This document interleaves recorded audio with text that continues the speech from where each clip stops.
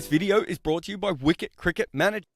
Hello and welcome to episode 51 of the Uncovered podcast. I'm your host, Behram Kazi. You can find me at DefMango on Twitter. And with me, as always, is Jared Kimber, who you can find everywhere. So, Jared, first things first, India and Australia are playing an ODI series. India literally won both of those games, very, very one-sided fixtures.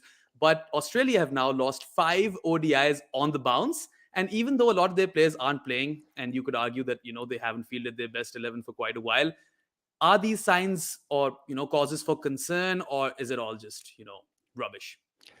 I don't know if people remember this, but I've got a feeling that Australia lost a tri-series against England, and I can't remember who the third team was, in 2006-7 before the World Cup. And I think they might have lost to England, maybe lost a couple of games to New Zealand, although I can't remember if they won that series against New Zealand altogether. And that was a lot more of a full strength side than what you're seeing from Australia at the moment. No, I wouldn't worry about that at all for a variety of reasons. The most important one is, as you said, they're not trying their best team at the moment. And I still think they're experimenting. I think they're taking these as practice games. And, I think as someone who's kind of been involved with practice games before, with teams where, you lose them, there's an element of it'd be better if we won, right? Like we'd be better if we won, because if we won, we'd be in a situation where we'd feel a little bit more confident going into that first game, and we wouldn't be too worried about anything going wrong. But I don't think it matters. I think if you follow warm-up games around the world before major events, I think you'll see that, more often than not, that you certainly have a situation where it just doesn't mean anything, right? And it shouldn't, right? That's what they should be. They should be experimentation. They should be having a look at things. They should be looking at their backups in case someone snaps his hamstring in the first game and all that sort of thing. So I haven't heard much from Australian fans worrying about it yet. Perhaps because they've seen it before. I don't know. But from my perspective, as an analyst, I'm like, it's fine. Like, I know people, if Australia lose in this tournament, right, people go, they were losing in the warm-ups, remember? But if Australia win in this tournament, no one's going to be like, I can't believe they did that because they were losing in all those warm-ups. Like, that's how it works.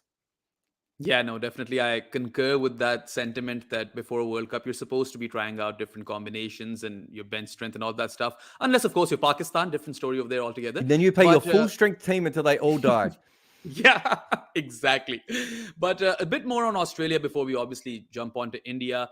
Now, there hasn't been an awful lot to write home about, but, a certain David Warner has found form. He's gotten 250s in the first 2 ODIs. He also had a ton versus South Africa and a 50 in that series as well. And, the last time Australia played a World Cup across limited overs formats in Asia, they won it. And the player of the tournament was David Warner. So him coming into form in a World Cup that is probably his last, I would say, with a lot of confidence. It is his last. Yeah. I should say it's his last 50 over one anyway, isn't it? But probably his last altogether at this rate. Yeah, who knows? But how well does that augur for Australia? Because he's a big match player. He's, very, very important with respect to giving starts up top and especially the scoring rate, keeping that in check and going at a faster pace. David Warner has been an out-and-out superstar for Australia, right? He has the most 50s for any opener in international cricket. There's a fun fact for you guys. So, what do you make of it? I think... So what I was saying about the other thing was more of a team perspective, right? It doesn't matter if they're winning or losing, but there are individual things that do matter. And I think one of them is that David Warner can go through periods where he's not particularly, what's the best way? He's not particularly flying. And so if you look at the last, I'm trying to think how many World Cups I'm talking about. Might be the last 2 T20 World Cups. He was player of the tournament in one and then didn't make runs in the other. You want him to be entering that tournament looking like someone who's in a lot of form. And I think you would have to argue that he's certainly doing that at the moment. So because of that, I think it's a very, very good thing to be... I'm trying to think of the best way of putting it. But I think it's a very good thing for him to know that everything's working going into a tournament. Not all batters are like that. Some batters just want to feel the ball coming onto the bat correctly. Some just want to be in the nets beforehand, whatever. But I do think Warner is someone who likes to string together a lot of big innings in a row when everything is working. And, clearly it's working for him at the moment. It's also, if you're a batter and you conquer South African conditions and you come to India and you straight away conquer Indian conditions, there must be a part of it. It's just like, oh, yeah, this is working. Yeah, there also must be a part of him which probably thinks that, hey, I've played a lot of cricket in India. I've, starred in a couple of IPLs as well. And it might be coming at the right time for him. Of course, his career is, coming to a close. He's in his twilight years, as one would put it. And this might just be that redemption arc that he didn't get in the IPL, but might get in Australian colours. Yeah. He's got such a complicated legacy, I think, as a cricketer. So I don't know what his away average in Test cricket is now, but it's like 32 or 33. It's I think of all the greatest batters of all time, he might have the lowest away batting average. Rohit Sharma's not too far away from him as well. It doesn't get talked about as much, but he's in a similar situation. The Stuart Broad stuff, tampering with a ball stuff, general behavior of David Warner at times, howling like a dog at Faf du Plessis for 2 hours straight once, all that sort of stuff. He's got a very complicated legacy. And I think that, and there aren't many fan bases that aren't like this, but I certainly think in Australia, I remember a very close friend of mine, when the ball tampering thing happened, he said to me, that's it for Warner. Like, Australia was never 100% in on him. Now they've got a reason not to be in on him. They'll never like him again. And I said, the next big 100 he makes at home, they're going to go nuts. And I think he made a double ton against Pakistan. Does that sound right? Yeah. Yeah. Wasn't it a triple ton versus Pakistan? Triple ton. There you go. I couldn't even remember. And my mate sent me all the headlines and what his mates were saying about that. And look, that is how Australia is. If Australia wins a World Cup in India, I think it would be quite a big achievement for them in, considering they're not riding the back of a great spinner or anything, or I think, the last time they won a World Cup in Asia outside of that T20, which was a bit of a fluke and people weren't really watching that much, was 87, right? Like, we're looking a long time ago. They've won a lot of things, but they haven't specifically won the World Cup in Asia in that time. They had a, very good chance in 96, obviously.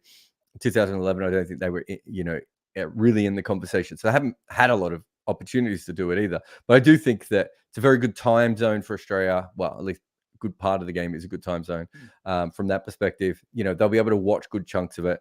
If Warner gets off to good starts, he'll be doing that. And let's say Australia bat first, semi-final, final, and he makes runs. He's going to be remembered a little bit more than other people just because of the time zone that those games are going to be played in.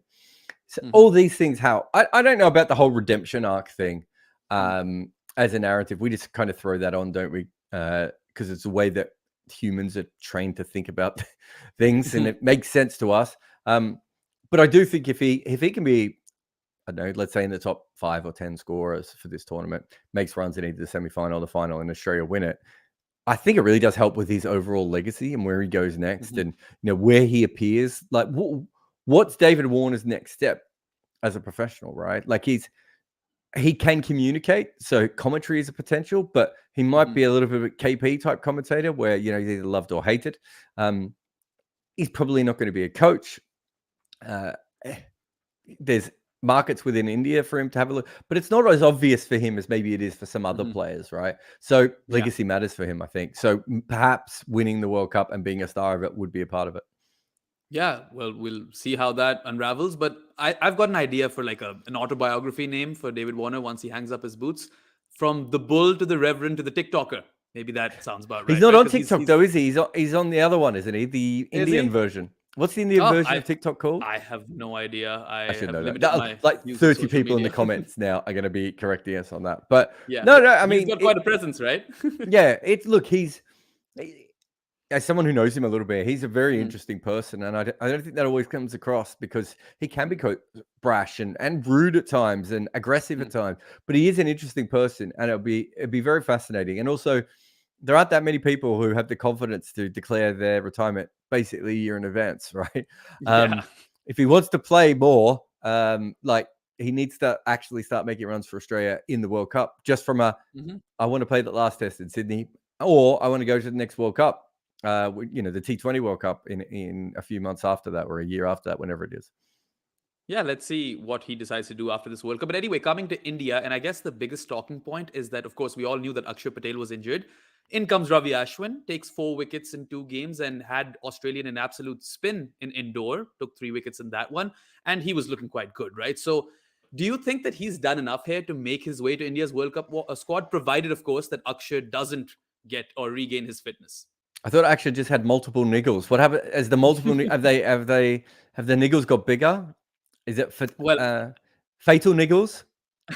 I'm not quite sure, but I've seen a lot of prominent Indian voices, even Harsha Bhogle, I believe, that mentioned this or talked about this, that Ashwin should be playing the World Cup. So we were, of course, discussing this in the previous podcast, that it could be Ashwin, it could be Washington Sundar. But then let me put a spin on this. What if Akshar is fit and Ashwin takes a fifer in the third ODI? What happens then? Yeah, I think I wouldn't be too worried about that because I'm not taking these games particularly seriously. I thought if you look at Ashwin, I've got a friend who's a big spin bowling nerd. I won't say his name. He knows who he is. And he sent me stills of Ashwin's bowling from the other day. And, all these different stuff are saying that it looks like Ashwin is experimenting here a little bit. Obviously, it all worked and went very, very well for him. But I think his point more or less was something along the lines of, this isn't Ashwin in killer mode. This is Ashwin in exploratory mode, right? That on its own is very interesting. Does that mean that he now realizes that he has to do that style more, especially in the middle overs of one days, in order to be more effective? Was he just pissing about because the game didn't really matter, Bayram? Like, do you know what I mean? Was he chasing wickets because that was an important thing to do? It was almost more like a T20 game, wasn't it? With that after the rain and everything. And was it the second game that was? The first game had some rain. The second game was the 400 chase. What was the one where they needed 300 off 30 overs? Which one was that? It was the second game, I believe, because in the first game they batted. Was there not rain in the It doesn't matter. Anyway, the one where they had to chase the big amount of runs from not too many overs. That one, it was a bit more like a T20. Actually, there was rain and the ball started to turn a bit after the rain. I think that's what happened. Maybe. I know I was watching them on and off from that perspective, but there's been so many ODI games as well. Like every time I turn on the TV, there's someone else is playing someone somewhere. But so I do think from it might just be a bit of experimentation. I don't think that he necessarily.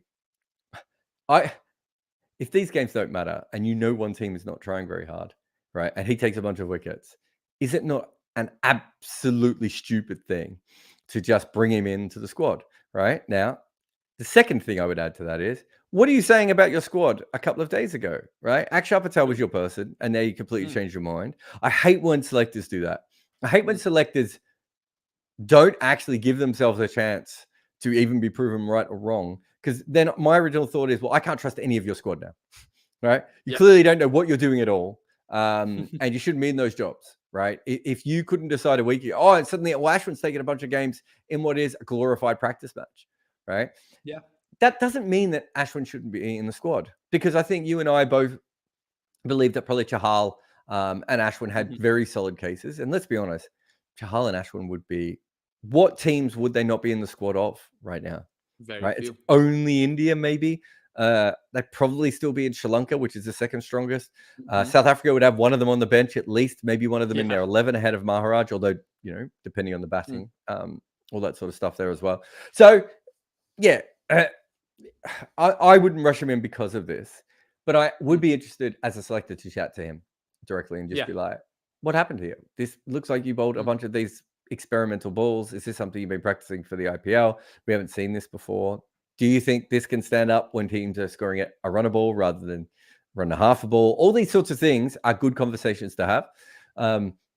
I just think that Akshar and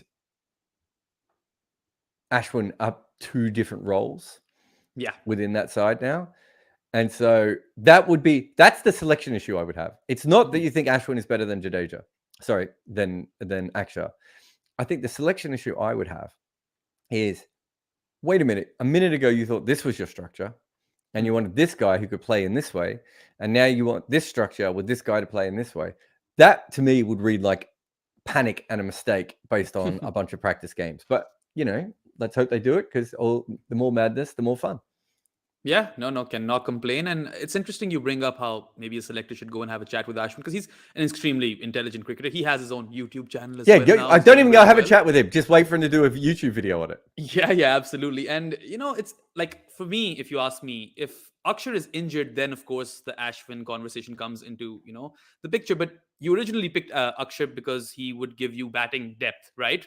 Now, even though Ashwin can give you batting depth, but not the same kind that maybe Akshar can give you. So I would be surprised if India leave him out. But anyway, let's move on. We obviously spoke about Shubman Gill in the last podcast. We've spoken about him so many times, but I just want to tell you what his figures read like in 2023.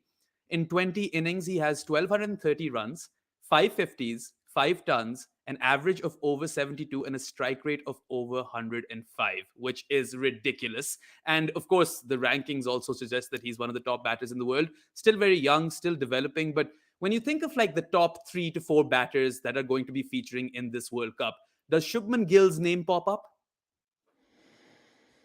Yeah, I suppose. I don't. How many other great young batters are there in this World Cup? Do you think? Okay, let's stop. Let's forget about young batters. Like let's look at the entire pool. You're Yeah. putting the Kohlis and the Barbers and the Steve. Well, not Steve Smith maybe anymore, but you get No. the Yeah. drift.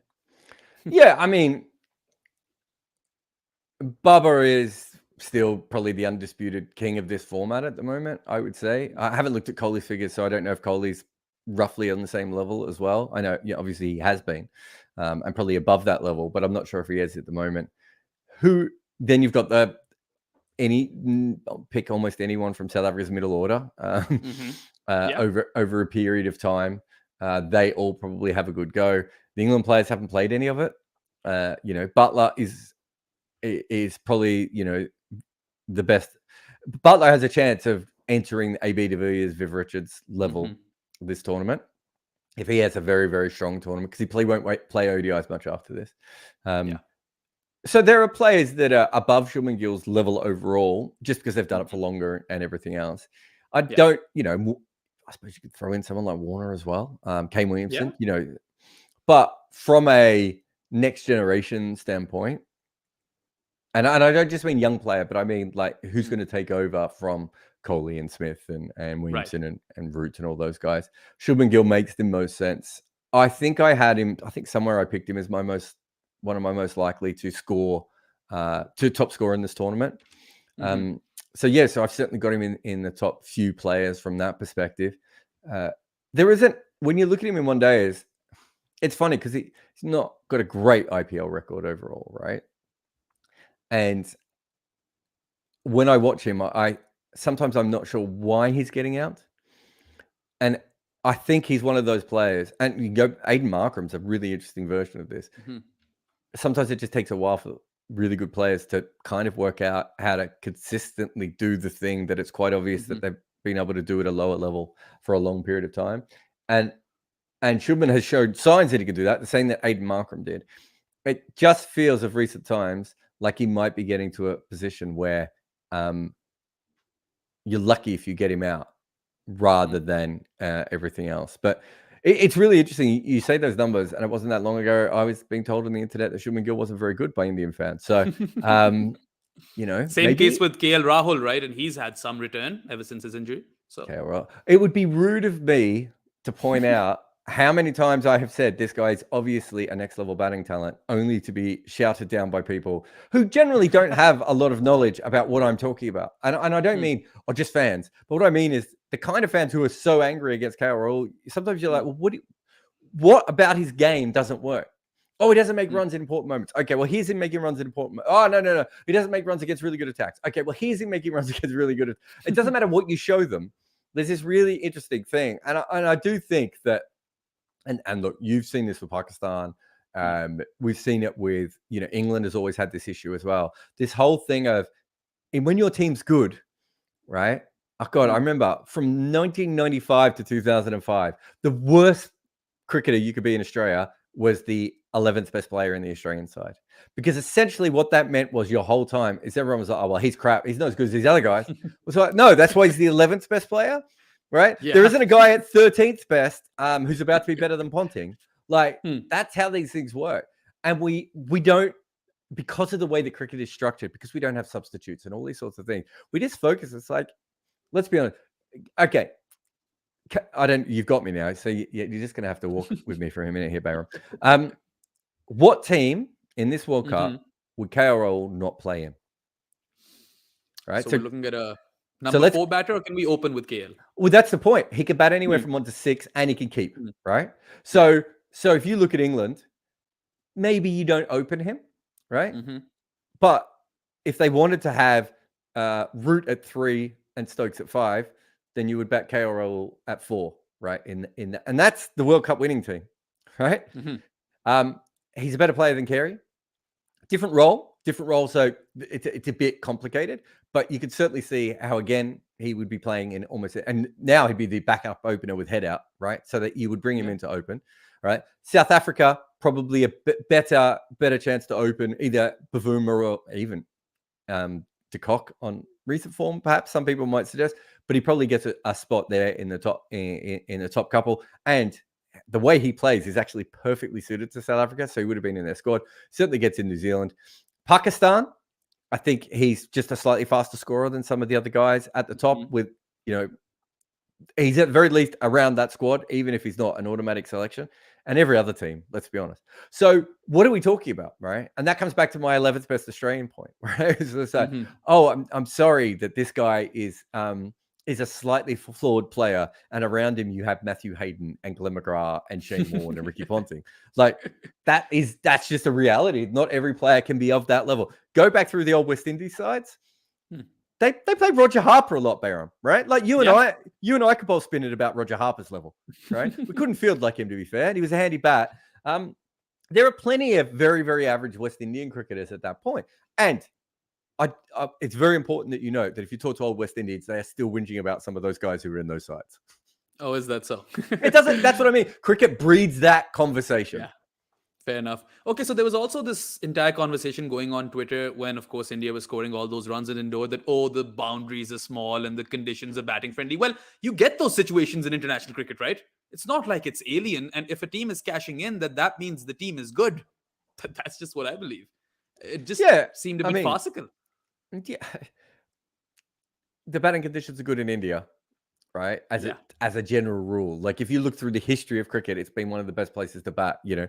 Maybe some people have forgotten that recently because when they started juicing out their wickets, no one could make a run. But traditionally, it's been one of the best places to bat of all time, which is why so many great batters come out of India. These two things are not accidental, right? Yeah. And then the other thing about the boundaries being small, like there's an argument to be said that there should be probably a global minimum. And there is, by the way. I think it's like for the World Cup, they've suggested 70 meters, if I've read correctly. It wouldn't be 70 meters. It'd be about 55 meters. My guess would be. But the point is that not all grounds have the facilities to do that, right? Yeah. So Trent Bridge is a really good example of one of the boundaries at Trent Bridge. There's no way of making it what would be a global average. So it's and there's a lot of grounds around the world. The tiny one in New Zealand as well, Eden Park. It's another one.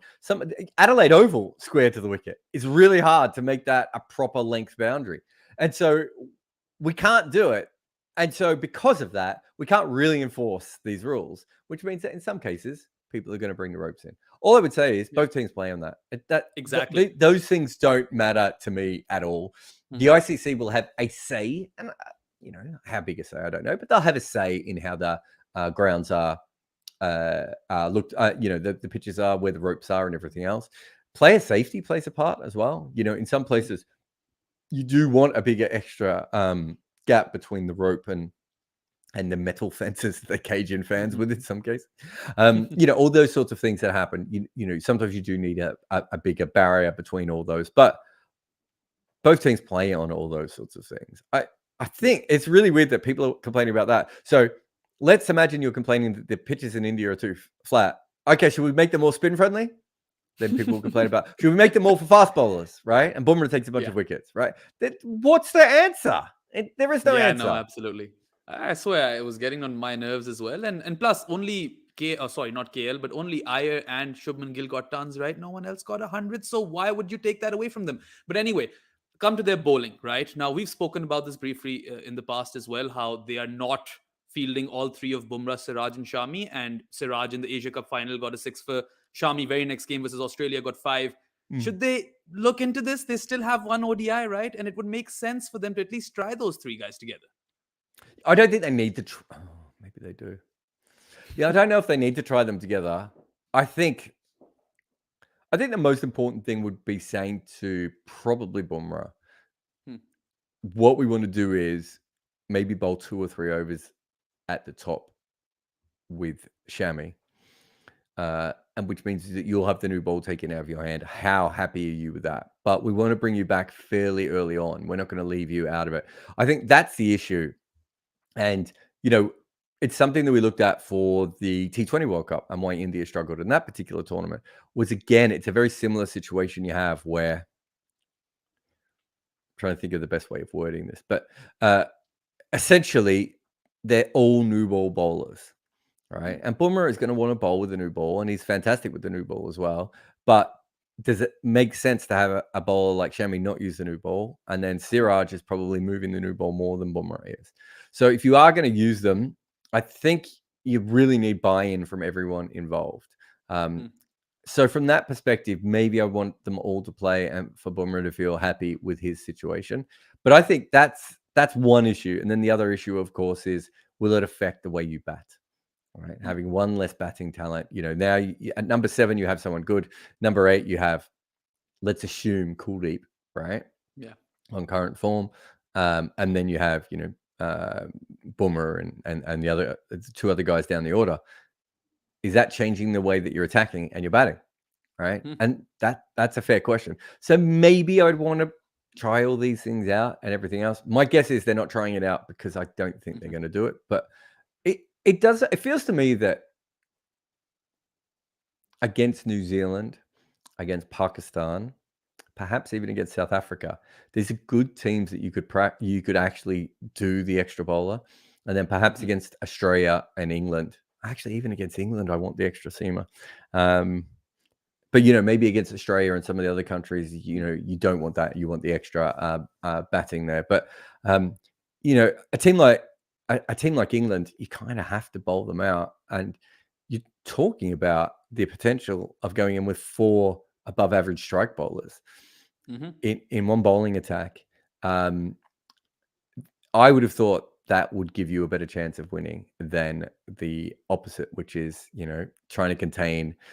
I'm not sure you can really contain England unless the pitch is massively in your favor, right? And South Africa, you might make the same argument for South Africa and Australia as well now. But yeah, I don't know is the best answer, but I want, again, it'd be having conversations and trying to work out if it's going to upset someone. And if you can do it in the warm-ups, then I suppose what you do is you give yourself a chance of at least seeing how the batting handles it, whether they pull back a little bit and you don't like that. Yeah. I just think that, they've got this game, they've won the series, not that it ever mattered, but why not just try it? Like, you'll lose a game. That's the worst that could happen. But anyway, we'll see what India do. Final thoughts, of course. Now, if we look at India, they won the World Cup, not the World Cup, the Asia Cup very, very I don't think they've won it yet. Jesus. No, they have not. And then, of course, Rohit and Kohli, they didn't feature in this series, but they've got a lot of runs recently. You've got a plethora of middle order options all of a sudden. Shreyas Iyer just got a quick one at that. KL has been getting runs, and then you've got Ishan Kishan been getting runs. Shubman Gill is batting on another planet right now. Hardik Pandya is akin to gold dust. They've just got so many options. Sky has even gotten runs now, right? He's gotten some quick 550s. Someone's going to miss out, and it's going to be a very tough call, isn't it? Yeah, that's always a better situation to be in, right? I think we focus on that because it's unfair. David Willey of 2019. Ashwin might be the David Willey of 2019, and I just never thought I'd say that statement out loud. But yeah, look, they're a very, very talented side, and I think England, Australia, probably South Africa as well. Like, I think there's some very good cricketers who are not, like, for all the talk we've heard about Dewar Brevis, right? They probably don't need him the way that they're playing. Doesn't mean that it wouldn't have been good to have him in the squad and everything else. So there's some very good players that aren't going to get picked. And I think you want it to be a combination of two things. You want quality to be part of it. So you want to be looking at that and go, Jason Roy's won a World Cup for you and made a couple of hundreds this year. But you also want it to be form, right? So it's that combination of those two things, which it looks like India's in at the moment. But I can't. When you have that many players of that many different kind of skill sets in form, what it should allow for is just complete flexibility. Hmm. Yeah, no, we'll see how they fare. Of course, they have the whole World Cup or well ICC trophy hoodoo in the last decade or so. But anyway, I think that's enough on India and Australia. We'll take a short break. You're watching Uncovered with Behram and Jared, and yeah, we'll see you shortly after this very interesting ad. I know that you think you could run your favourite cricket team better than those who do, but no one is going to let you do that. So why not try Wicket Cricket Manager to satisfy that urge? Pick your nation, pick your league, pick your players, and yell at them when they do poorly. You can find it in the links below or by searching for Wicket Cricket Manager in your app store today.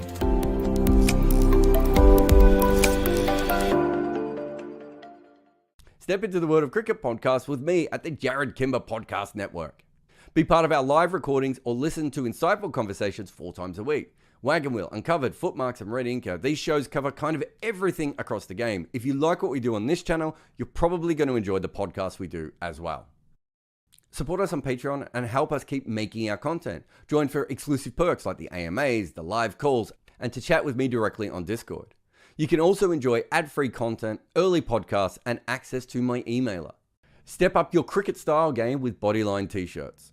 Explore their exclusive player-themed t-shirts, including favorites like Virat Kohli, Kane Williamson, and Ben Stokes. They also have team-inspired designs and options for hardcore cricket nerds. Their collection offers something unique for every fan. Welcome back to episode 51 of the Uncovered podcast. I'm Behram Kazi. You can find me at DefMango on Twitter, and with me is Jared Kimber. Now, Jared, Bangladesh are playing New Zealand in an ODI series at home, and forget the cricket. Fuck that. I want to talk about that Munkad, right? Because we've entered new Munkad territory. We've seen everything now. We've seen it all because Hassan Mahmood, the Bangladeshi seamer, he Munkaded Ish Sodhi. He's walking off, right? Liton Das calls him back. Sodhi comes and gives Hassan Mahmood a hug and then decimates Bangladesh, right?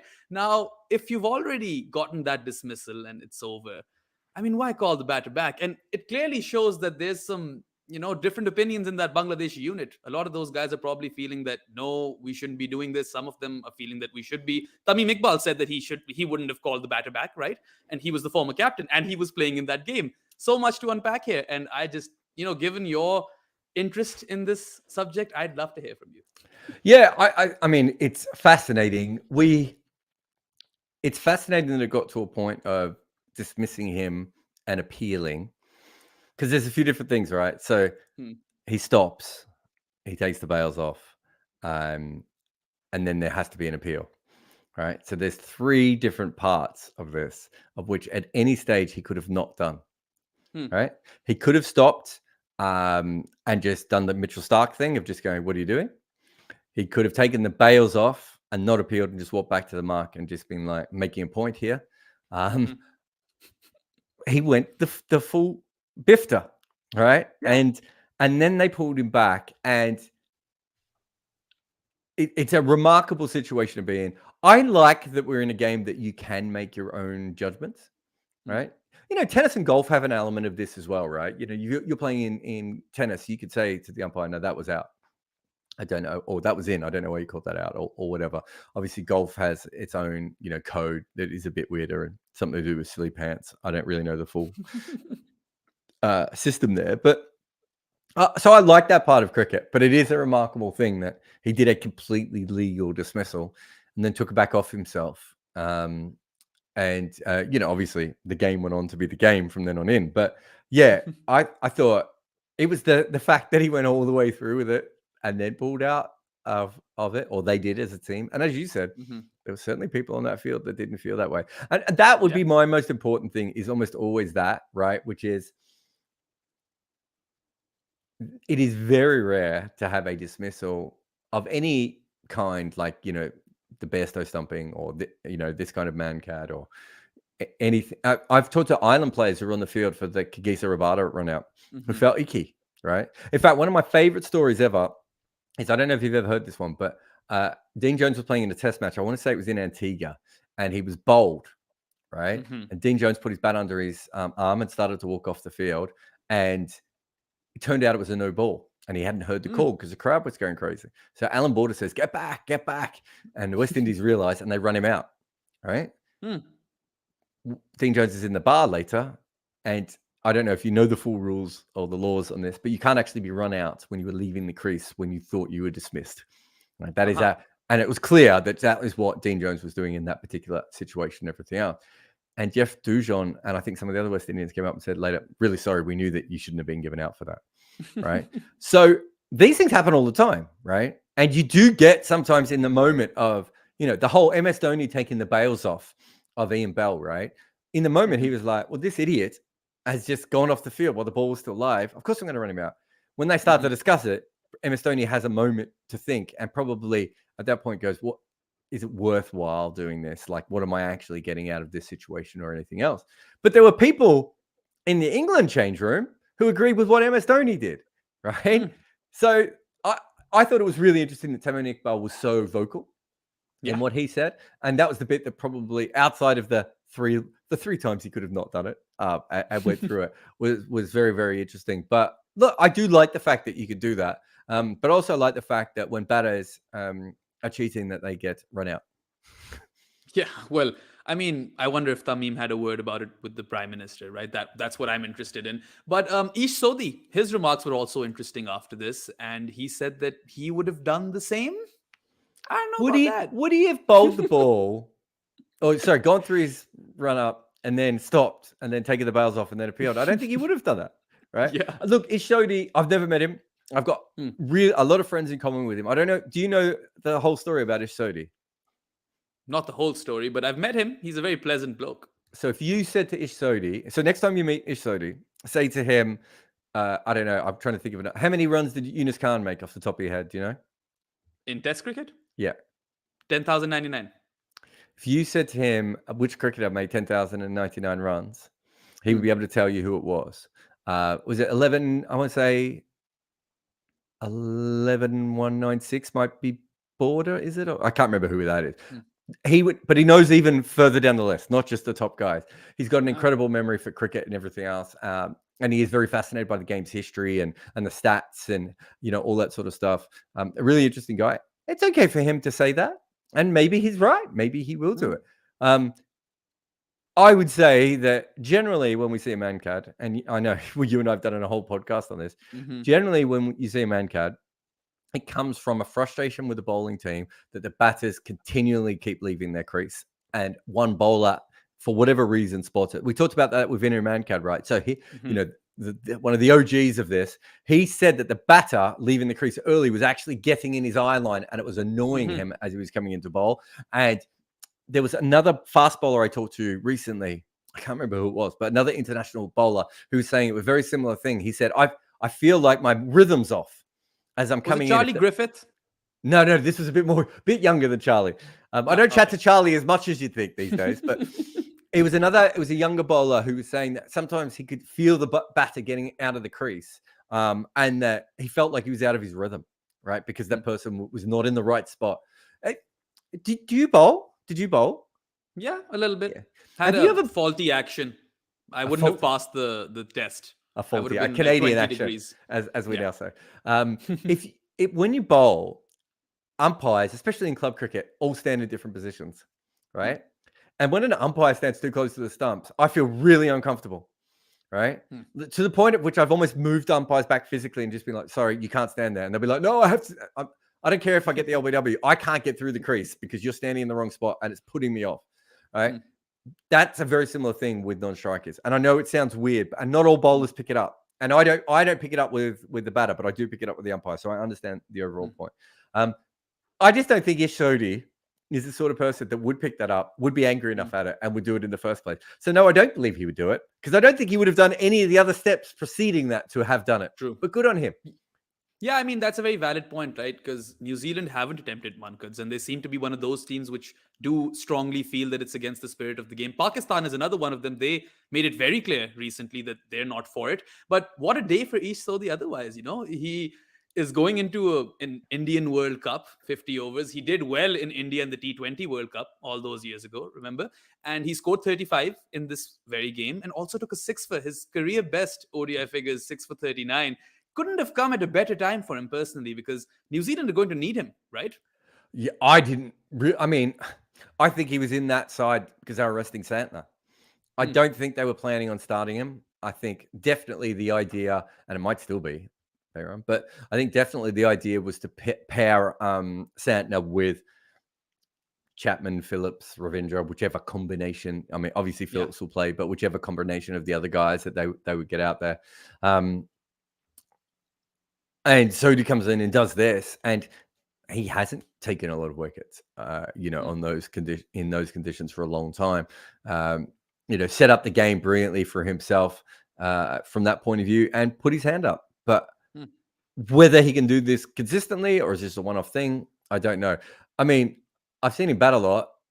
I don't think he's, I don't think he's someone who's going to consistently make 35 with the bat, right? Yeah. I mean, it's not that he can't bat, Mm. but especially in one-day cricket, I thought it was a bit of a surprise to see him scoring at the rate that he did. I haven't seen him bat as much in red ball cricket. Maybe he's better in that, but yeah, I think it was a bit of a surprise from that point of view. Great sign for New Zealand, right? We're about to do another podcast on best case, worst case scenario. One of the reasons I have New Zealand so low is that Santner hasn't been taking any wickets in the middle, and they didn't have another spinner who could take any wickets in the middle. Yeah. So he's just taking wickets in the middle. Like, these things matter. Definitely. And I mean, it's just an interesting case study. New Zealand and East Sodhi and all of that stuff, their spin bowling resources. I was talking to Grant Elliott, and he actually reminded me of that game that Sodhi and Santner had versus India in the T20 World Cup. And he said that their partnership is going to be key in this 50-over World Cup. But we'll see what sort of team New Just Zealand on fields. that, the one thing I would say is I think a lot of people are confusing Ish Sodhi, the T20 bowler, with Ish Sodhi, the one-day bowler. Right. I'm not having to go at Grant there because Grant's right. And Ish Sodhi is a much better T20 bowler than he is a one-day bowler. There's a reason why New Zealand don't pick him a lot, especially, even when they're in Asia, especially when you consider that Santner can bat a little bit. You would think that Sodhi would have more of a chance of playing. But the truth is that he's not been a great one-day player. He hasn't played a lot of one-day cricket. He's much better, Sodhi, when teams are attacking him. So that's why I thought specifically this was a very good because they only made 255 or something, 254, something like that. So it wasn't like we were talking about with the Ashwin thing before, where one team was going absolutely nuts, right? They just had to knock the ball around. So I think that's a really, really good sign. But I would never get too excited. Again, it's warm-up season, right? Like, there's going to, teams. It's very hard mentally to take what is not a serious game seriously. Right. And some people could do it, and sometimes teams do it, and sometimes you get on a roll and all these sorts of things. But it's a very hard mental skill to be like going at 100% when a World Cup is coming up in a couple of weeks. Yeah, and I mean, they did win a game in Bangladesh, so that also, is really good news, because I think our colleague or teammate Ari Mehta pointed out that they hadn't won an ODI in Bangladesh since 15 years or something. Best to fact check that, but shout out to Ari. And one final thought, I suppose, and this is not a thought, I just want to talk to you about it because it's about your man Nazmul Hossain Shanto. He's going to be skippering Bangladesh in the third ODI back from injury. What an arc! It's ridiculous to think of what would you say his last 18 months? He was maybe 2 years. He was legitimately the worst batter in international cricket. And he's now captaining Bangladesh after coming back from injury as well. Like, it's not even like they could get other people to captain as well, right? If for this one game, you could almost get anyone on the field to lead. It just shows you just how much everything has changed for him. It's a fantastic story. Even if you haven't seen it back, he really is a joy. I make fun of him, not make fun of him, but have a little bit of fun with him because he was so bad and now he's so good. So it's enjoyable to see someone change so quickly. But he is actually, a very enjoyable player to watch, I think, as well. So look, good luck to him. And clearly he's got a captain. They'll win this game and they'll win the World Cup. Yeah, of course. And Bangladesh will definitely need him at first drop because that's definitely one of those areas that they need someone solid. And he's had a prolific year. But anyway, before we go on to World Cup injuries and all of that, let's talk about Sam Hain. Now, both of us prior to this episode, we decided, in unison that we're not talking about England versus Ireland. None of the big boys are playing. It doesn't really matter much. But Sam Hain is a very interesting story. Now, he was born in Hong Kong to British parents. Played under-19 cricket for Australia, also played some cricket in Australia before he moved to England and was a bit of a prodigy at Warwickshire from what I'm reading. Yeah. And a lot of people have been talking about him for years. there are many people who have been fans, and he probably has his own fan club, right? Finally got to debut for England, scored an 82 ball 89, and it's been a long time coming for him. And you've probably followed his career much more because he's come from Australia as well. And similar to you, he's moved to England. Yeah, I mean, the most interesting thing with him was always the averages.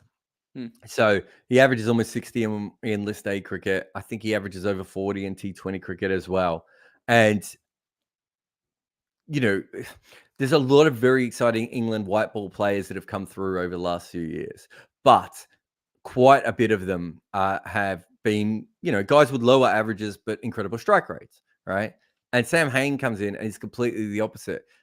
I think it might have been Wigmore, but someone wrote a piece recently sort of suggesting that if he played 15 years earlier, he probably plays 150 games, right? Like there's no way England would have dropped him. I mean, they love Joe Root as a List A player, and he's, you know, far more productive than Joe Root. And he's got a bit of that Shan Masood, Dawid Malan, Shy Hope type of thing, where you're just like, look, it's very hard to, this guy is a limited player the higher the level you get. I think he might average more in T20 cricket than he does in first class cricket, which is very, very rare, right? It's not a normal thing for someone to do that. So he's a limited batter. But within that limitation, it's not particularly easy to get him out in white ball cricket. Now, the problem, and the reason he's now playing his first one day out when the A team isn't around, is essentially because he doesn't score very fast. The last couple of years, I think he's really tried to get on top of that. I don't know if he's ever going to score quick enough to make England fans or England fans or team or management excited. I do think that's a legitimate concern that they have. There's a reason why they have, because if you think of it, they've actually chucked a lot of different players in over a period of time, and Sam Hain hasn't been one of them, right? But if he can work that out, he's only 28. Dawid Malan was, I saw both of them when they were very young. So Dawid Malan make 100 for Middlesex in a blast game, or was it Pro 40 game, or whatever it was, wherever I saw him, where he was obviously a next level player. And then for the next 8 years, I would watch him go, is this it? Like, he looked better when he was 20. And Sam Hain has been a bit similar, where you're just like, oh, there's obviously a lot of talent here. But then when I see Sam Hain play, I do think to myself, oh, he's good, but this isn't, you know, he's not a next level talent. But he's 28, right? If he's going to explode into that, that's the sort of period we saw Dawid Malan explode, right? Joe Denley maybe is another very good example of that as well. Of, you know, they are clearly international level players, but with slight flaws within their game. But anyone who works out the code, right? And if you go through the history of white ball cricket, my guess is that an average of 58 is probably top 10 of all time. I know Shan Masood's up there, Virat Kohli's up there. Is Safraz might be up there as well. List A? Yeah, List A. I can't remember. Interesting. I have to look that up. I think Michael Bevan might be another one. Yeah, it has to be. I now have to look it up, mate. Highest List A averages. Dhoni might be in there. I don't know if Dhoni is. Let me have a look. What have I got here? Gaikwad has gone up there recently. So Hain has the second highest average of all time. Bevan is third. Prithvi Shaw is fourth. I thought it was Safraz. I knew it was one of them. Pujara is fifth. Then Kohli, Babar Azam, Shubman Gill, Shan Masood, Khurram Manzoor, and then you've got Taylor. I'm just having a look at some of the other guys who didn't quite make it. Abhinav Mukund, right? I should talk to Abhinav about that one time. There are certain players who are very, very good at working out the code of scoring in one-day cricket, because if you can manipulate the strike fairly effectively against most kinds of bowling, it's actually very hard to dismiss you between overs 10 and 40, right? True. And we've seen some players manage to do that. Sam Hain has been an elite, the second best player of all time, as we currently sit here and talk about it, right? The question for him is, can he turn that into then scoring at a rate of a strike rate of 105? Because that's kind of where England want to go, right?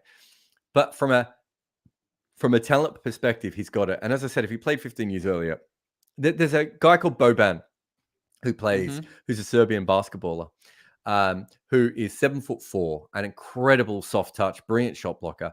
Boban probably would be a top 5, a top 10 player in some eras of basketball, just because there's no way you could stop him, right? Yeah. And he wouldn't have to move. But because of the era that you were born into, right, you now have to run around. You have to run around, chasing little guys who could shoot 3-pointers. Boban can't chase anyone. He can barely move. Like he's massive, right? You get sports where these sorts of things happen. Like if you were the best serve volleyer in the world in tennis at the moment, you're probably not going to dominate. Whereas if you're the best serve volleyer in the world in the 80s or 70s, you probably would have dominated, right? But the sport changes, right? And Sam Hain now has to work out in his prime if he can combine this ability not to get out with everything else. It's a fascinating thing. And, because you and I have seen Shan Masood, up close trying to do this. And, I kind of was there with Shan trying to unlock this side of him as well. It's not an easy thing to do, right? Like Shan had to retrain the way he thought about batting because he was already really good. And you're saying you are really good. The problem is that, it doesn't actually translate the way that you want it to. And Shai Hope's just had a really similar, I don't know, Shai Hope, what would he be, about 28, 29 as well? Yeah. He was quite young when he got those twin hundreds at Headingley, was it? I want to say Headingley. Yeah, what is he? He's 29. So again, you've got another guy coming into his peak, and it's easy to do it when you're in your peak because if you're trying to do it when you're still learning the game, right, things can go wrong. I remember, I think it might have been Gareth Batty who was having a conversation with me once where he said he had one career up until 30 and then one career from 30 onwards. And the reason he had those two different careers is the first part of it, he was just enjoying being a professional cricketer and he tried really hard. Played Test cricket in both those careers. He did. Yeah. But originally he was talented and, and he got through and he had a little bit of batting and England liked him and it never really worked. But then after 30, he got a lot smarter. He reached his peak as a spinner. All these different things happened, but he thought about the game differently. Mark Butcher is another really good example of someone who, if you look at the first part of Mark Butcher's career, he was playing in a test match against the West Indies. I want to say he was opening or batting first drop, and he's walking out to bat thinking to himself, I should not be here. I'm not good enough to be here. I don't know what I'm doing. We don't see any of that, right? Yeah. Like Mark Butcher wasn't going to come to the press conference at the end of the day and say any of that, right? Then Mark Butcher gets around 27, 28, and he's like, oh, I can do this. And when this guy bowls like this, I can do this, right? That allows you to unlock other parts of your game. So Sam Hain either continues to be a curiosity and maybe plays a couple of games sometimes and backs up occasionally. Maybe he's a squad member, like Billings. Sam Billings has done a lot of this as well, of course. Or he unlocks something magical. And it's not easy, is the best way of putting it.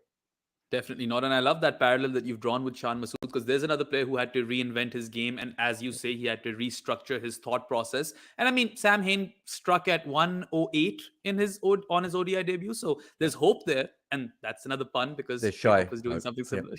But anyway, I think that's... Shan Masood's batting average in list A cricket's dropped, by the way. Did you know has that? it? Because it used to be... I think he might have been at one stage the highest of all time. It was... But this is an interesting thing, which I know you want to move on and I'm ruining your life here. No, that's but fine. It is an interesting thing that Gaikwad, Hain, Shaw, Pujara, Kohli, Baba Azam, Shubman Gill, Shan Masood, Manzoor didn't finish that long ago. He's AB still de Villiers.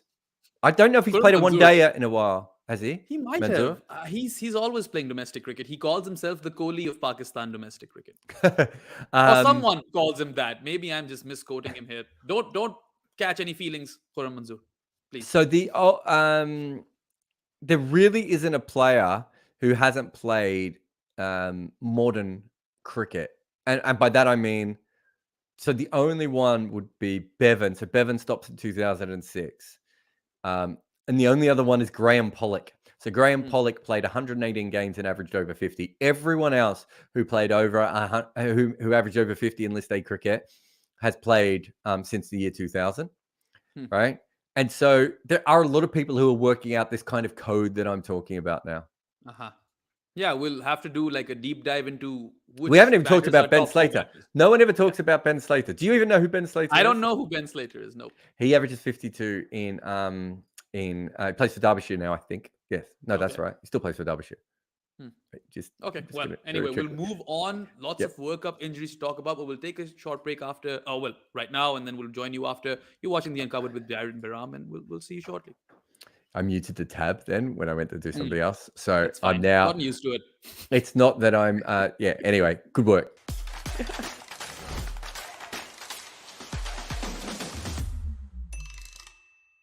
This video is brought to you by Wicket Cricket Manager. Your support is invaluable to us, so smash that subscribe button like a fast bowler back of a length. Or you could leave a comment, something along the lines of, "Wow, Jared, you're one hell of a swinger." Furthermore, help us reach more people by sharing our work on social media, supporting us on Patreon, or sending live super chats. Celebrate your cricket heroes with Bodyline t-shirts. Explore their player-inspired tees, featuring legends like Sachin Tendulkar, Brian Lara, and Viv Richards. They also have team-inspired designs and options for hardcore cricket nerds. Their collection is a must-have for the true cricket enthusiast.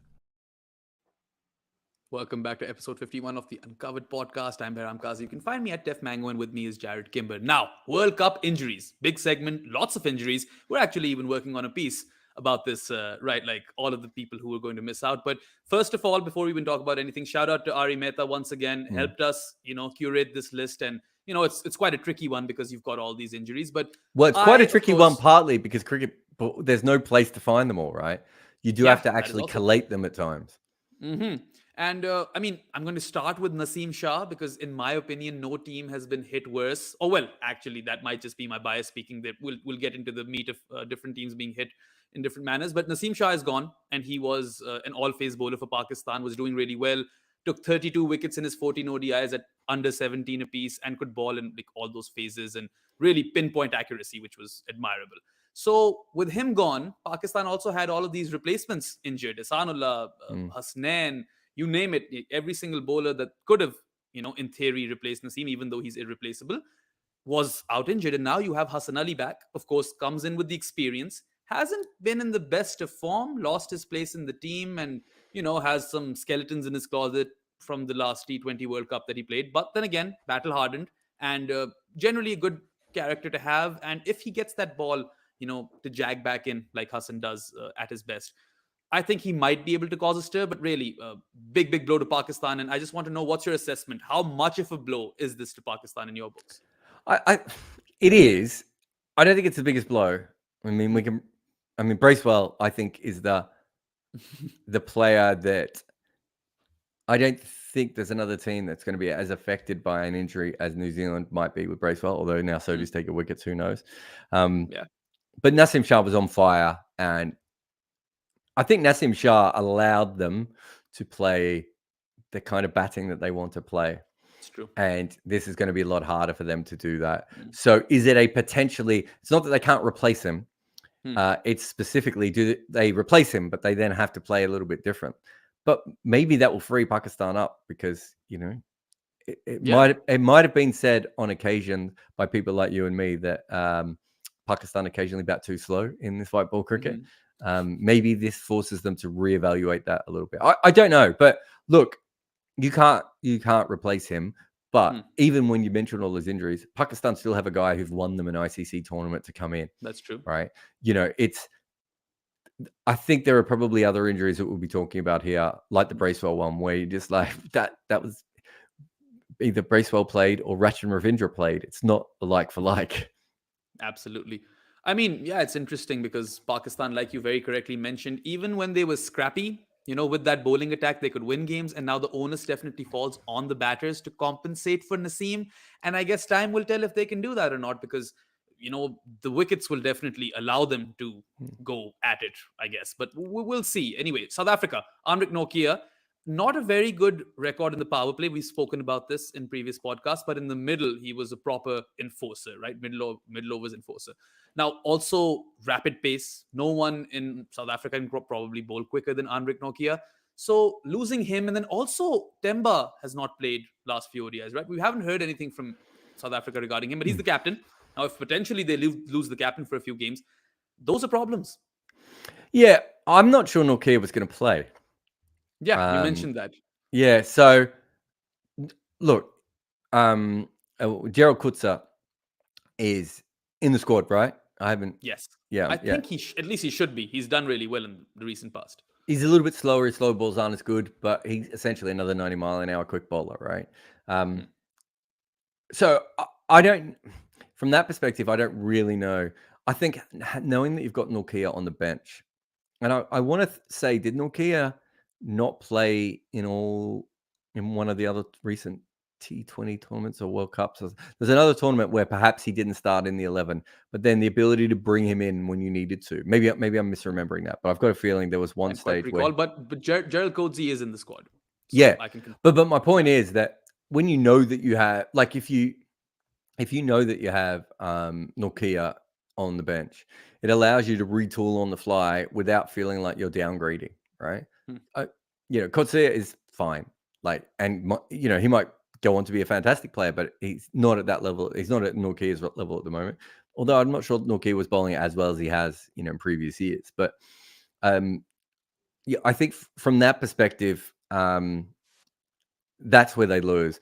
But I don't think he was in their automatic starting lineup. And so from that perspective, I don't know if it's the end of the world. And also, if you have another like-for-like replacement, even if he's not as experienced and not quite as quick, you're not in as bad a situation.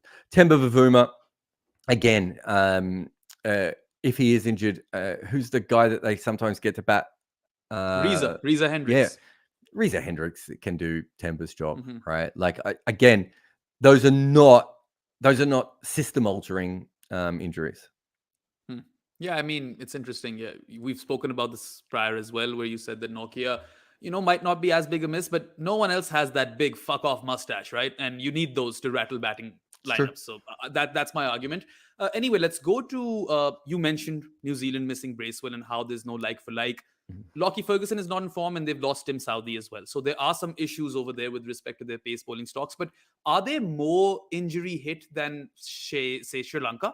Chamira's gone. Hasaranga is gone. Hasaranga is not going to be playing this World Cup. And then Theekshana pulled up his hamstring in that Asia Cup game versus Pakistan. So all of a sudden, you're talking about Sri Lanka, before that they have all these strike bowling options, and they've lost 3 of them. And this would put a lot of pressure on someone like Dunith Walalage, who's just come in and he looks really good. So who would you say is worse off, New Zealand or Sri Lanka after all those injuries?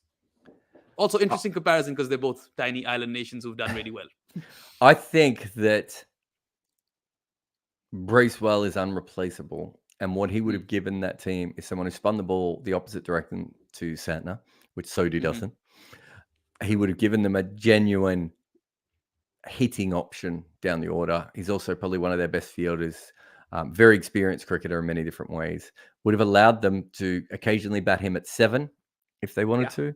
Would have occasionally, he could have batted at 6. He could have pinch hit up the order. Hasaranga, they have, if Hasaranga and Theekshana are out, right? So we know Hasaranga is out.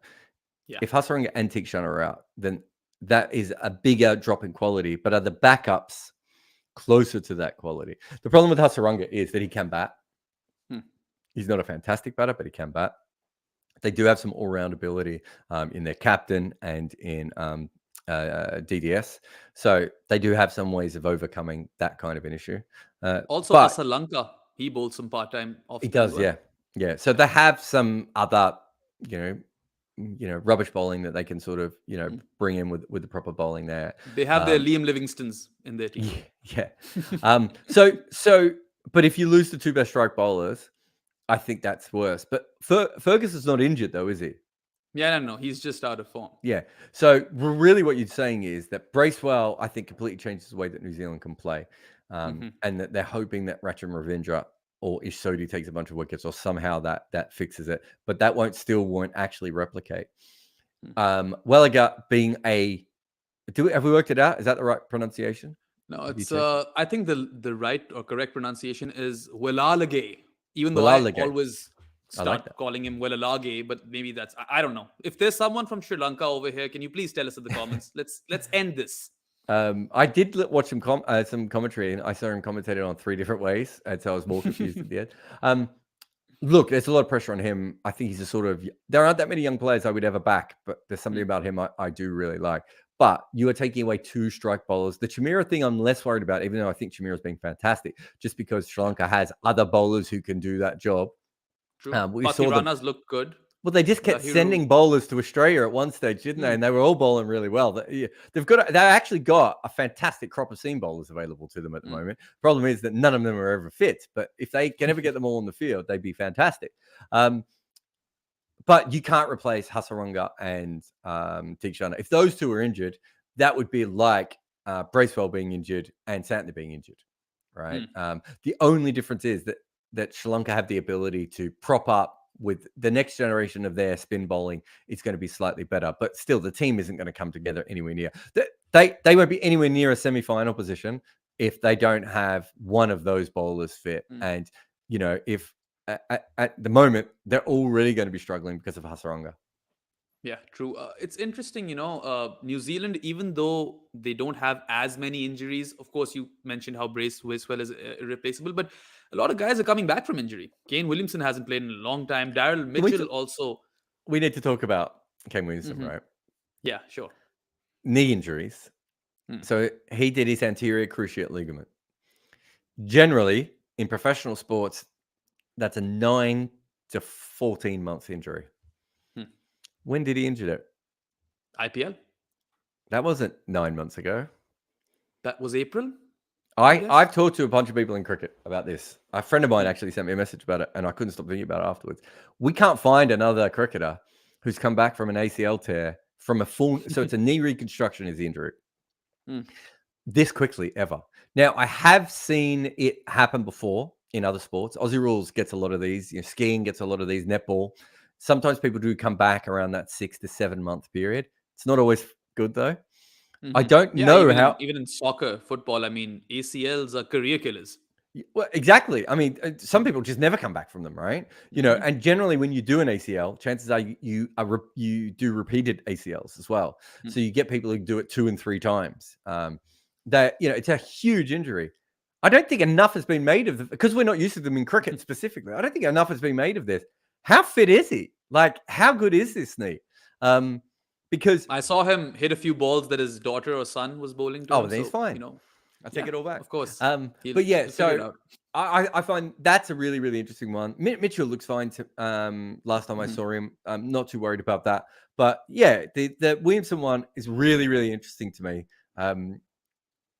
because it seems way too soon to be coming back. And a World Cup would, it's such a high pressure situation because you can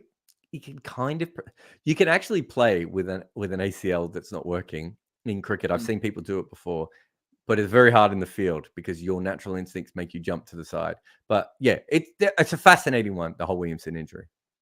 Yeah. I mean, I guess those are the two worst injury hit teams, definitely, that we're going to talk about. But we have some others. Of course, Australia have lost Travis Head. He's injured or fractured his wrist. Now, Head up top with Warner was looking like one of the most formidable opening batting combinations coming into this World Cup. And yeah, he was a man in form, right? And you want those guys to be peaking. Well, he was peaking. So playing when, cricket internationally when they're peaking. So yeah, I mean, I don't know. Travis Head could be potentially replaced by, you mentioned Alex Carey. There's Mitch Marsh as well. And maybe they could do a similar role. But I just feel like if he's ruled out of the entire World Cup, it is a significant hit to Australia. Yes. I don't know if they have another player that can do everything he does. Remember, he can bowl too. Although there'll probably be a slightly better fielding team because he's like just arse in the field. He just falls. I don't know if he falls asleep or what it is, but it's very rare to see an Australian batter be that bad in the field. Sorry, that was a weird aside, but he can't. He's just not very good in the field. But he can bowl and obviously he can bat. Look, I think they've got enough batters that I'm not sure this is. Not only that, they've got enough people with all-round talent, right? I mean, Cam Green could open maybe if they really wanted to. But if you think about it, Green can bowl, Maxwell can bowl, Stoinis can bowl, Marsh can bowl. I'm missing someone. I think that's even Marnus or Smith. Okay, not that they probably would in one day in a World Cup, but maybe they could bowl as well. So it's annoying.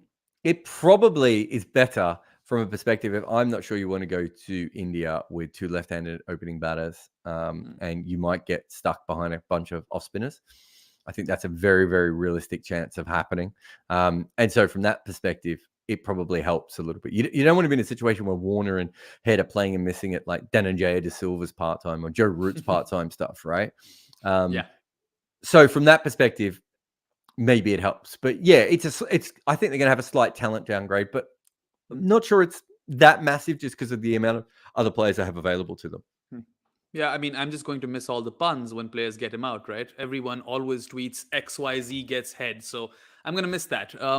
Let's talk about India. Of course, we spoke about Akshay prior, so I don't think there's any use of talking about him again. But such is the injury list at this World Cup that we've completely forgotten about Rishabh Pant. We've forgotten that he's injured. And India looks so solid that maybe they don't even need him. But then, I don't know. Who would you rather have, Ishan Kishan or Rishabh Pant? Of course, Rishabh Pant, right? Yeah, I think Rishabh Pant. I'm just bringing up his one-day record now. He's played. Someone sent me a message recently, saying, "Can you tell me why Rishabh Pant isn't a success in one-day cricket?" And I was like, "Isn't he?" And I looked him up, and he was averaging 35 basically, 34 and a half at a strike rate of 106. And it's those are Sehwag numbers. Right. Basically, Sehwag's numbers, yeah. I mean, different era, of course, but he's a fantastic player to not have available. KL Rahul can obviously do a job. Ishan Kishan can obviously do a job. I'm not. I actually still think that Rishabh Pant has. I think there is a option to free him up and have him as a player that is just on the next level. You know. Perhaps even has better all-round hitting ability than someone like Butler, right? And so I mean, he hits them one-handed, right? If he had Travis Head's injury, he wouldn't be impacted. He would be bat with one hand. absolutely fine, wouldn't he? But yeah, so I do think there's from that point of view, I just think he's such a phenomenal player. But again, I'm more interested in how you can cover him, and they can cover him, right? Yeah. And in some ways, I'm not. Where should he bat in this side? He should probably bat. Yeah, 5. The problem is maybe. Well, him and Hardik are really similar. You probably both want them to be 6s, but maybe if one's at 5 and one's at 6, that works well with Jadeja behind them. I don't know, but look, he's a fantastic player, and to not have him is a huge setback. Yeah, definitely. And I think that maybe the keeping aspect of things. Maybe it comes to haunt India. Who knows? Because I would take Pant the keeper over both KL and Kishan combined, perhaps. Anyway, moving on to wicketkeeper, because then they'd have like 4 arms. So I would probably take Ishan and KL combined, and a mullet, 4 arms and a mullet, and a really, really nice beard. Yes, absolutely. All right, England. Of course, Jofra's not there, but they do have Mark Wood partially. Of course, his fitness is always an issue, but I'm sure they'll get a few games out of him. And then Gus Atkinson is filling in as the express guy, right? So none of those guys are Jofra Archer, and we all know how crucial he was in the last World Cup. But more importantly, I mean, you can also chime in on Jofra, but what if Adil Rashid doesn't recover? What do England do? Do they bring in Rehan Ahmed? Yeah, I can't imagine they're going to win a World Cup with Rehan Ahmed as their main strike. Even though bowled really well versus Ireland, but still too young. Oh yeah, no, I think he can bowl. That's not a slander on him bowling. I just I can't imagine he's going to. He's a good bowler, but he doesn't always get his lengths right. I think maybe over relies on a couple of. I think he could spin the ball just away more often. I think he's a little bit too predictable at the moment. Although Ravi Bishnoi is very similar in some ways, but I don't think in one-day cricket the best teams aren't going to pick him off. Also, Ireland can't play leg spin, so maybe not the perfect ones to bring up there. But yeah, Adil Rashid's unreplaceable. I still expect Jofra Archer to play in this World Cup. I think someone will get injured and Jofra will come in and play from without any problems there. So I think that England's quite. I think there's a lot of pluses that they have. I think they have more power now than they did in 2019. I don't think they have quite the depth of batting lineup that they had sometimes between 2015 and 2019. And they don't have Jofra. But my biggest concern is, can Moeen Ali take enough wickets? Can Adil Rashid take enough wickets? And I don't think they're quite the strike forces they were. Well, Moeen was never a strike force, but, also taking Ben Stokes' bowling out. It's not that he's a plus bowler, but it gives you an extra option on bad days. So there's a few things there where I'm not quite as sold on them. Adil Rashid not being available would be an issue. If Mark Wood can do a version of Jofra's bowling, that is quite handy. But they also want him to be Liam Plunkett, right? So only Jofra can be Jofra at a certain point. True. Yeah, no, definitely. And just before we go to Bangladesh, and that'll be it for this podcast, Babar from the comments says Behram has not ever watched Rishabh Pant, the keeper. So clearly you've been watching me from somewhere. But anyway, going to Bangladesh, Ibadat, or your man, Ebadot. I'm Wait never a going to call minute. him Are we Ibadat saying, again. is that person trying to say that Rishabh Pant's wicket keeping is worse than KL Rahul's? I suppose so. Is that I have no possible? idea. Is that I, a thing that you can be? Anyway, I, sorry. I guess You he's been watching more Bangladesh. of them. Who's Yeah, injured yeah, with Bangladesh? Bangladesh. Everyone. And everyone, kind of got injured with Tamim and Shanto and all those guys, Shanto, but yeah. they're coming back, right? Tamim isn't 100%, but they're going to go with him for sure. Plus, he was just retiring not too long ago, so maybe this is the last chance rested. for him. Yeah. But Ebadot, or his actual name is Ibadat, but I've refused to call him that. He's always Ebadot for me now. He still is a miss because imagine him with Fizz and Taskeen, right? Now, I know Shoriful has done well and they've got this Hassan Mahmood guy as well. They've got some talented seamers coming up, but with Ebadot, it seemed like he was really coming of age and he was peaking at the right time as well. They got a few victories, or maybe one victory in New Zealand. He was really, really good over there in a test match, and he hits those hard lengths. I think they'll miss him. Yeah. Again, I think, as you said, they've got other options. So I always worry a little bit more if you just can't replace the player at all. It's not like he's played a lot of one days. He's been very successful in the ones he's played. So it's kind of like, how many one days has Naseem Shah played? He has played 14 ODIs. Yeah. So I think Ebadot is slightly less than that, right? Let's check. Yeah, I think it's 12, or maybe it's 10. Look, he's a talented player, and I've written about him before. I think he's a fantastic bowler, but I do think they have other bowlers that they can fill the slots. Maybe not exactly the same kind of role, but he has been so successful so far in his career that, again, it's one of those things where I see it as more of a. I suppose the best way of putting it is the player unreplaceable? So that's Bracewell, right? Bracewell's out. There's nothing that you can do. You don't have another player like that. Hasaranga might be exactly the same, right? Yeah. Those are irreplaceable players. Then you have players like Jofra, who perform multiple roles, and you can probably fill one of those roles, but you're going to be down about half a role because of it, right? Then you got a player like Ebadot, who you would prefer to have. He's in form. He's feeling it. He's bowling really well. He complements those other two bowlers quite well, as you said. I can't remember what series. It might have been against England or. Yeah, I think it was when England toured Bangladesh and lost 3-0 or something like that, right? I think he had a few performances. Bowl well in that one, yeah. There was something else. There's another Bangladesh ODI series I saw as well where I thought he bowled well. But the point being that, like, it's there, but how far is he perhaps from the other ones? That is something I don't know. Like, are his numbers flattering him? Would he have done well in India? We don't know because he's not tested, right? So with him and Naseem, like if Shaheen went down or Mustafiza went down, right, then I'd be completely on side with you, right? We know what they can do. We're not talking about a handful of games. These other two guys, it's a little bit different, and there are experienced players to back them up.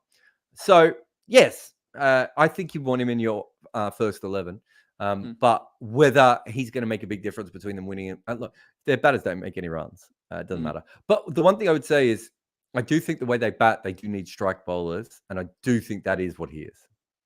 True. And yeah, I think you make a very, very solid case when it comes to sample size and all of that. But yeah, that ends the injury list. We have to run to another podcast. So that's it for this episode of The Uncovered. Thanks everyone for tuning in. And thank you, of course, Jared. What Just want to say one thing. Last week we went over and we told everyone they had to go to Jared Kimber podcast and watch all these shows. And then this week we accidentally put this show on the main channel. So we are moving over, and everything from now on will be on the other channel. It's just that someone clicked the wrong button. It was probably just a communication error. But we are going to Jared Kimber podcast. We've got a few more 100 subscribers over there, so thank you to everyone who did. But from now on, me and Bayram chatting, and Red Inca, and whatever else I do, Wagon Wheel, and all those sorts of things. And eventually, the live shows, they will all be over on that other channel. Yeah, so go and subscribe, and yeah, join us once again next week for episode 52. That's all for this one, and we'll see you soon. Goodbye. Calling all sports nerds. If you dream of a career within sports, consider joining my course, Fans with Laptops. It looks at features, pods, video essays, and kind of everything else I've ever made, plus a lot of content sharing techniques. It is my brain and career exposed for your benefit. Fans with Laptops will help you channel your passion and maximize your potential. Enroll now for a small fee and embark on your sports journey today. If you love what we do on this channel, you should also head over to Jared Kimber Podcast, which is even more chat about the game you love. Catch our shows 4 times a week, including Wagon Wheel, Uncovered, Footmark,